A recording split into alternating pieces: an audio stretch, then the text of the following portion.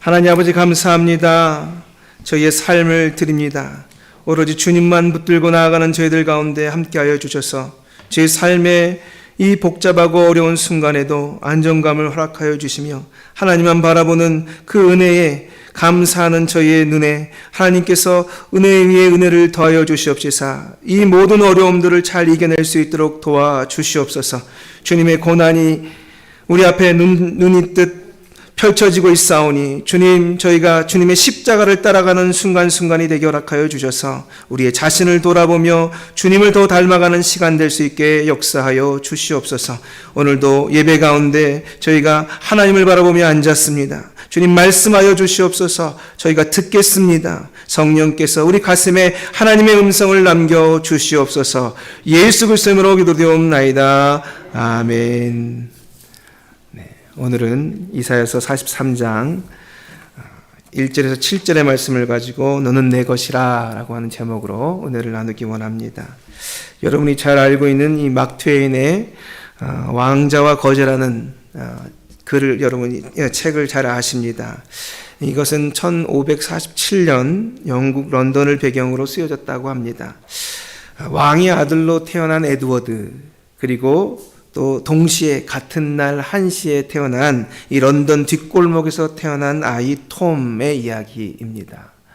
둘은 같은 날 태어났고 또 너무나 닮게 생겼지만 천양지차의 삶을 살고 있었습니다. 한 명은 왕궁에서, 한 명은 저잣거리에서 그렇게 살아가게 된 것이죠.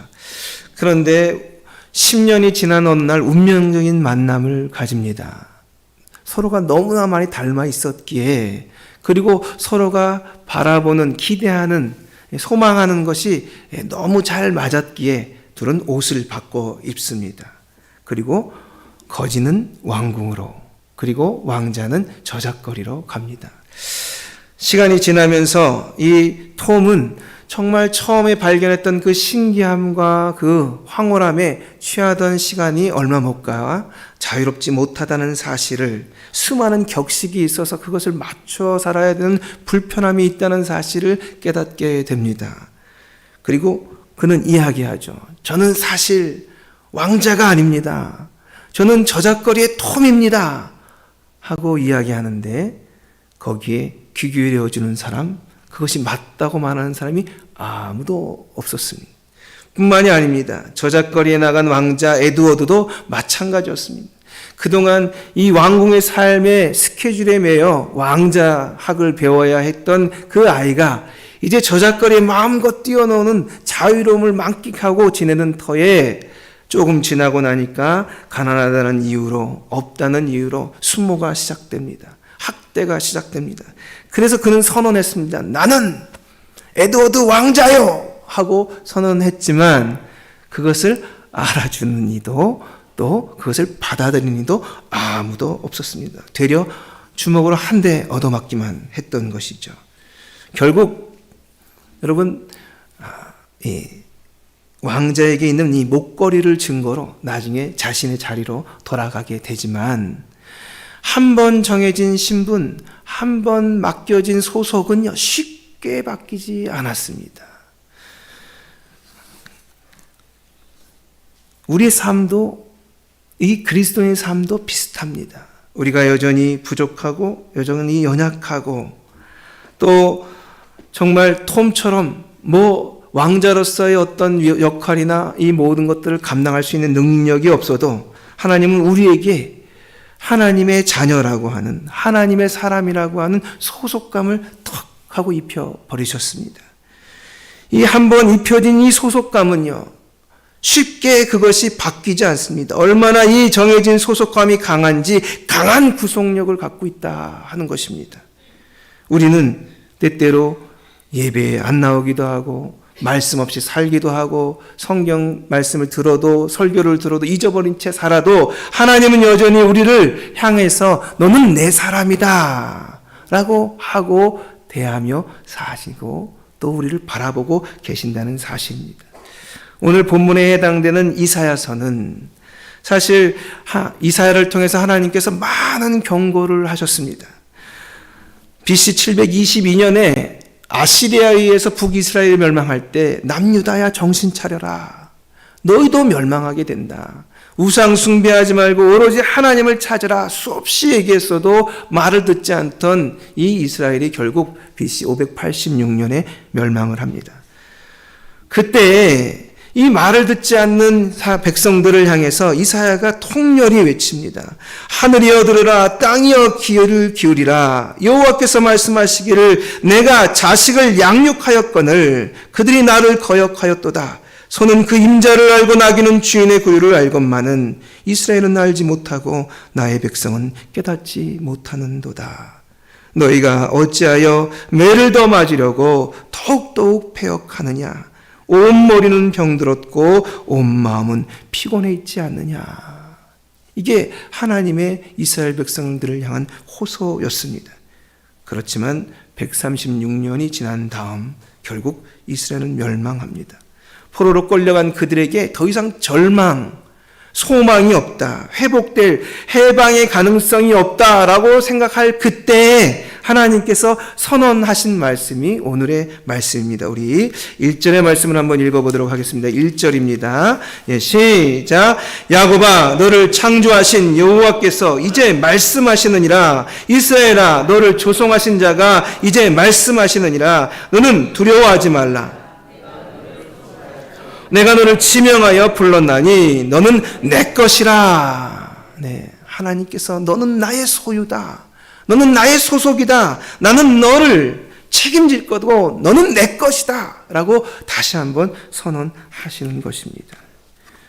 여러분, 하나님의 소유가 된다는 거, 하나님의 소속이 된다는 게 도대체 어떤 것을 의미하는지 우리 말씀을 통해서 찬찬히 살펴보도록 하겠습니다. 2절입니다. 2절 말씀 같이 읽겠습니다. 시작.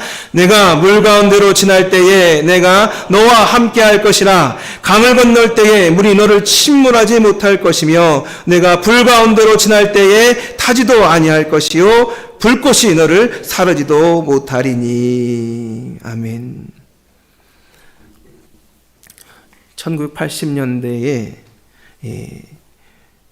노벨 평화상을 테레사 수녀가 수상하였습니다. 그럴 때 많은 방송 기자들이 모여들어서 기자회견을 열었는데 한 기자가 물었습니다. 당신은 평생 길거리에 있는 노숙자들을 위해서 함께하고 또 죽어가는 사람들 곁에서 임종을 지켜주었습니다. 그동안 당신이 섬겼던 그 삶을 보면서 이들에게 정말 필요한 것이 무엇입니까? 하고 물었습니다. 그랬더니 테레사 수녀가 한참 생각하다가 이렇게 말했습니다. 무엇보다도 자신이 버림받았지 않았다는 사실을 깨닫는 것입니다. 무엇보다도 그들이 버림받았지 않았다는 사실, 혼자가 아니라는 사실을 깨닫는 것입니다. 단 몇 시간만이라도, 단 며칠만이라도 당신의 이웃의 곁에 있어 주십시오. 이웃은 그것이 절실하게 필요합니다. 여러분, 버림받았지 않았다는 것, 나는 혼자가 아니라는 것, 하나님이 함께 하시고 지금도 지키시고 계신다는 사실을 깨닫는 것, 이게 중요하다는 겁니다. 매 순간 어려움은 우리가 원하지 않아도 다가옵니다. 힘든 일들은 마구마구 몰려옵니다. 극복했다 싶었는데 또 오고, 극복했다 싶었는데 또 닥쳐옵니다. 산 인생 자체가 고난 같고 또 고난을 헤쳐나가는 것이 마치 인생 같은 그런 느낌을 받을 때가 있습니다. 거기에 우리는 대처할 능력도 없고 해결할 방법도 없고 우리가 감당하지 못하는 일들을 수없이 많이 만나게 됩니다. 그러면 무슨 느낌이 나느냐? 야, 나는 힘이 없구나. 나는 연약하구나. 또 이렇게 쓰러지는구나 하고 생각합니다. 내가 하나님께 사랑받을, 누구에게 사랑받을 자격이 있는가라는 질문이 안에서 생기는 것이죠. 그런데 여러분 기억하십시오. 그럼에도 불구하고 하나님은 여러분을 사랑하십니다. 여러분이 못났다 할지라도, 여러분이 가진 것이 없다 할지라도, 배운 것이 없다 할지라도, 늘 삶에 실패한다 할지라도 하나님은 여러분을 사랑하신다는 것, 그래서 절대적으로 보호하려고 하신다는 것, 한순간만이 아니라 몇 번만이 아니라 영원히 지속적으로 지키시는 사랑을 갖고 계시고 있다는 것을 잊지 마십시오. 이스라엘 백성들은 자신들의 잘못에 의해서 포로가 되어버리고 말았습니다. 수많은 경고를 했음에도 불구하고 그 경고를 무시한 대가를 치른다고 뼈저리게 느끼고 있었습니다. 그럴 때 이야기하십니다. 내가 물 가운데 지날 때에 내가 너와 함께 할 것이라. 강을 건널 때에 물이 너를 침몰하지 못할 것이며. 여러분, 이 얘기를 들으면 이게 무슨 중국에서 말하는 중국 무협지에 나오는 이야기인가 싶지만요. 여러분, 이스라엘 백성들은요, 그 말을 들으면 뼈저리게 느낍니다. 왜 그럴까요? 그들은 애굽에 종살이를 하던 사람들이었습니다. 이 종살이를 하고 있던 그들에게 해방이라고 하는 건 엄청난 것이었습니다. 여전히 애굽은 강대국이었고 한 번 들어가면 나오지 못하는 곳에 살고 있었던 그들이었습니다. 그런데 그 큰 힘, 그 강력한 압제에도 불구하고 하나님께서 그들을 건져내셨습니다. 그리고 이제 너희는 해방이다 하고 보냈는데 몇 걸음 걷지 않아서 뒤는 애굽 군대고 앞은 홍해를 만나게 됩니다. 그때 울부짖을 때 하나님께서 모세를 통해서 물길을 내십니다. 물을 갈라주신 것이죠. 그 물을 통과하는 그들은 어쩌다가 우연히 해와 달이 지구가 맞아가지고 인력에 의해서 물이 분리됐나 보다 라고 생각하고 있는 차에 뒤에서 공격해오는 애굽 사람들이 막 들이닥치자 갑자기 물이 덮어버려서 침몰을 시키는 장면을 그들의 눈앞에 봅니다. 하나님이 하시는 일이 아니고는 설명할 수 없는 일이었습니다. 뿐만 아닙니다. 그들이 걷는 광야는 불덩어리였습니다. 40년을 그 뜨거운 광야를 걸어서 견디는 것은 불가능한 일이었습니다. 하지만 하나님은 그때마다 구름 기둥으로 그들을 보호하셨습니다. 심지어 다니엘서에는 사드락과 메삭과 아벳느고가 예수 그리스도 우리 하나님, 이 하나님께 경배하는 것 외에는 아무게 또 경배하지 않겠노라 이야기하자 불구덩이에 집어넣습니다. 그런데 데리고 들어간 사람도 타는데 그들은 하나님의 보호 아래 타지 않는 역사가 일어납니다. 하나님은요, 그들에게 있어서 피난처셨습니다. 그들에게 있어서 힘이셨습니다. 환난 날에 큰 도움이셨습니다. 그래서 시편 46편은 이렇게 고백합니다. 하나님은 우리의 피난처여 힘이시니 환난 중에 만날 큰 도움이시라. 그러므로 땅이 변하든지 산이 흔들리든지 바다 가운데 빠든지 바닷물이 흉흉하고 뛰놀든지 그것이 넘침으로 산이 요동할지라도 우리는 두려워하지 아니하리로다. 여러분, 산이 뽑혀가지고요, 물속에 처박혀도 우린 두렵지 않다는 겁니다. 왜 그렇습니까? 하나님이 우리를 보호하신다는 것이 확실하기 때문에 그렇습니다. 이 보호하심의 확실함을 가진 사람들은 흔들리고 두려워하지 않습니다. 여러분, 왜 그렇습니까? 여러분과 제가 하나님의 소유이고 소속입니다. 소위 하나님의 새끼들이기 때문에 그렇습니다. 내 새끼. 할머니들이 손자 손녀들을 보면서 내 새끼 하지 않습니까? 그것처럼 여러분이 하나님의 아들이고 딸이기 때문에 절대 하나님은 여러분을 보호하는 일을 늦추지 않습니다. 하나님은 말씀하십니다. 이스라엘은 내 장자다. 그냥 여러 아들 중에 한 명이 아니고 말이죠, 장자라는 겁니다. 내가 자식을 양육하였다. 그렇게 말씀하십니다. 하나님은 우리를 자녀라고 일컫고 계십니다. 그러므로 여러분, 자녀된 우리들은 염려하지 말고 걱정하지 말라고 이야기하십니다. 하나님의 소유가 됐다는 것은 정말 좋은 일입니다. 우리가 나의 것이기 때문에 내가 살아가는 내 인생에 비하여 하나님이 내 하나님 것, 너가 내 것이다 라고 이야기하셔서 우리를 지켜주시는 그 인생을 살아가는 것이 훨씬 도움이 됩니다. 왜 그렇습니까? 하나님은 능력이 있으신 분이기 때문에 그렇습니다. 하나님은 이 세상을 구원하시는 분이시기 때문에 그렇습니다. 하나님은 우리를 보호하시고 먹이시기를 원하십니다. 왜 그렇습니까? 우리가 하나님의 것이기 때문에 그렇습니다. 그래서 하나님께서 우리의 출입을 영원토록 지켜주실 줄 믿습니다. 하나님 안에서 버려두지 아니하시는 하나님을 만나는 여러분들 되기를 원합니다. 두 번째로 우리 3절과 4절 말씀 한번 읽어보도록 하겠습니다. 3절과 4절입니다. 대저 나는 여호와 내 하나님이요 이스라엘의 거룩한 이요 내 구원자임이라. 내가 애굽을 너의 속량물로 구스와 스바를 너를 대신하여 주었노라. 내가 내 눈에 보배롭고 존귀하며 내가 너를 사랑하였은즉 내가 백성들이 내 생명을 대신하리니.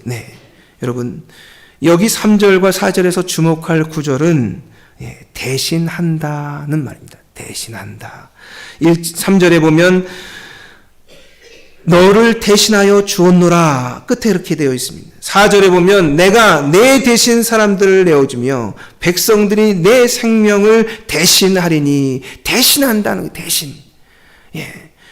그들이 대신해서 이 문제를 해결한다. 여러분, 누군가의 희생이 아니고는 너희를 구원할 수 없다 이야기를 하나님께서 하시는 것입니다. 여기에 나와 있는 여러분들은 사실 그냥 공짜로 나와 있는 것이 아닙니다. 누군가 큰 대가와 희생을 치르고 여기에 나와 있는 것입니다. 그래서 이스라엘 백성들을 포로된 자리에서 구속할 때, 구원할 때 그냥 구원하는 것이 아니라 대신 애굽을 속량물로 주어야 하고 구스와 스바를 대신 그 속량물로 주어야 한다고 3절에 말하고 있습니다. 4절에는 많은 사람들을 내 대신 주어야 하고 많은 백성들을 내 생명 대신 주어야 한다. 큰 대가를 치르고 너희를 구원한다라고 이야기하시는 겁니다. 여러분, 이것은 한편에서 듣기에는 억울한 열방이 있고 또 말도 안 되는 이익을 얻는 우리가 있습니다. 여러분, 때때로 이게 공평한가? 이런 생각이 듭니다. 하지만요, 이것은 아버지의 마음, 부모의 마음, 어머니의 마음에서 나왔다고 생각하면 맞습니다. 우리 부모는, 우리 아버지는 자신이 대가를 치르라도 내 자녀를 살리고 싶어 합니다. 내가 비록 무너지더라도 내 딸을 살리고 내 아들을 살리고 싶어 하십니다. 어떤 대가를 치르더라도 그를 그 어려움에서 건져주고 싶어 합니다. 나는 비록 무너진다 하더라도 내 아들은, 내 딸은 살려내리라. 이게 부모님의 마음인 것입니다. 아니나 다를까 이 말씀은 1절에 고스란히 적혀 있습니다. 우리 1절 한번 읽어보도록 하겠습니다. 1절입니다. 시작. 야곱아 너를 창조하신 여호와께서 지금 말씀하시느니라. 이스라엘아 너를 지으시니가 말씀하시느니라. 너는 두려워하지 말라. 내가 너를 구속하였고 내가 너를 지명하여 불렀나니 너는 내 것이라. 여러분, 내 것이라고 말하는 말에는요, 내가 너를 구속한 자다라고 하는데 대가를 치러서라도 어떻게든 너를 구원해내는 자다. 여러분, 여기 리뎀션이라고 하는 이 구속이라고 하는 이 말은요, 값을 지불하다는 뜻이에요. 그냥 공짜로 아무 일 없는 것처럼 여러분을 건져낸 게 아닙니다. 아무 일 없는 것처럼 여러분을 잘해주는 게 아니에요. 하나님이 그 대가를 치르시고 여러분을 잘되게 해주신다 하는 것입니다. 여러분, 세상에는요, 정말 공짜가 없습니다. 신앙세계에도 마찬가지입니다. 그 대가는 누가 치르셨느냐? 예수님께서 고스란히 다 치르셔서 여기에 앉아 있는 것입니다. 그것은 왜 그러냐? 4절에 있습니다. 내가 내 눈에 보배롭고 존귀하며 내가 너를 사랑하였은즉.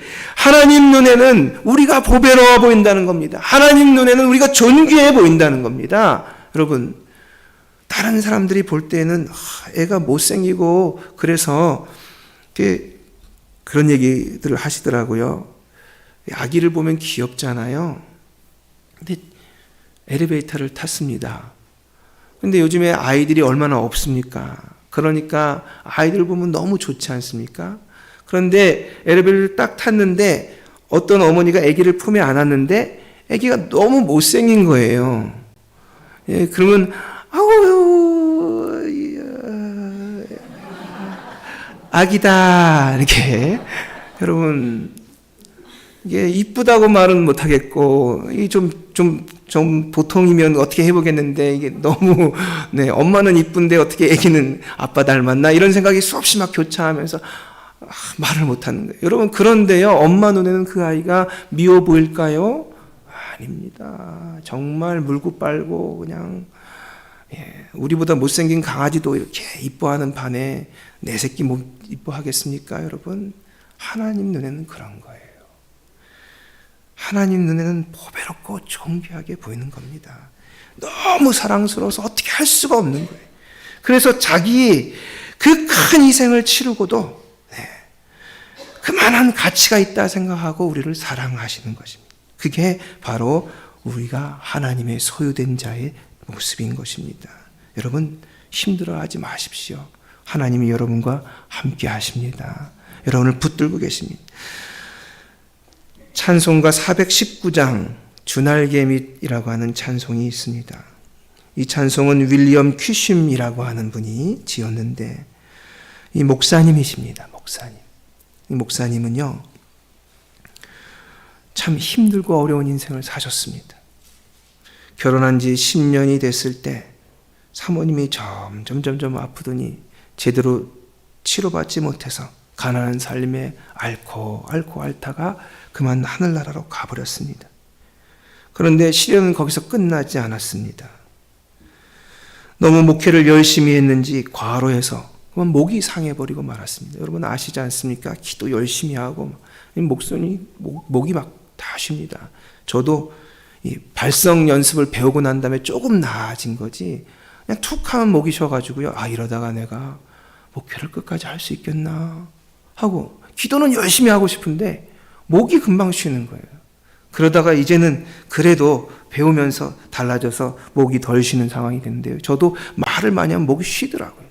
여러분, 근데 이 목사님이 말이죠, 너무너무 열심히 하다 보니까 그만 목이 상했는데 어떻게 관리할 수 있는 상황이 못 됐어요. 결국 말을 할 수가 없게 되었습니다. 아내도 잃었지, 목소리도 잃었지, 이제 끝났다 싶어서 주저앉아 있는데 하나님 원망만 계속 들리던 마음속에서 일어나더라. 어떻게 된 겁니까? 제가 저를 위해서 살았습니까? 하나님 대답 좀 해보십시오. 저는 왜 이렇게 고난스럽게 살아야 되는 것입니까? 하고 마구마구 하나님께 따지는데 하나님께서 음성을 들려주셨습니다. 너는 내 것이다. 말 못하는 입술도 내 것이고 병든 내 몸도 내 것이다. 내가 너를 지명해서 불렀다. 내 사랑하는 아들아, 십자가에서 너를 위해서 내가 죽기까지 내 값을 치루었다. 너는 내 것이다. 여러분, 그 말씀을 듣고 이 목사님이 용기를 내서 생키라고 하는 복음성가 작가랑 지은 것이 이 노래입니다. 주 날개 밑 내가 평안히 쉬네. 밤 깊고 비바람 불어쳐도 아버지께서 날 지키시리니 거기서 평안히 쉬리로다. 주 날개 밑 평안하다. 그 사랑 끊을 자니뇨. 주 날개 밑 내 쉬는 영혼 영원히 거기서 살리.